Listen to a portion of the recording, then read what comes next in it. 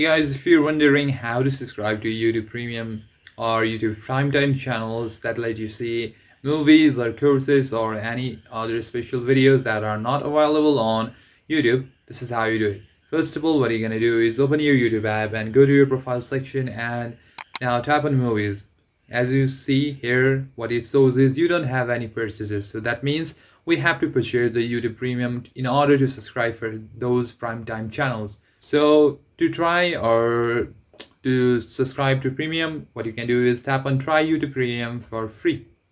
So what is this include is it is not completely free, but it allows you a 1 month trial. So in order to get access to that, you do need to enter your credit card details. So after you mention it, you will get to use 1 month free trial, and if you like, you can continue to the future use by paying $3.99 a month, or you can also cancel it anytime by just canceling your membership plan if you don't like to watch further. So you do have the choice. So if you want to continue, then tap on try 1 month for free and include all the details, and you're good to go.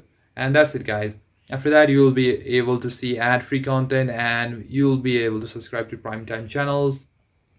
And thank you for watching this video, guys. Hope you find it useful. If you did, then please consider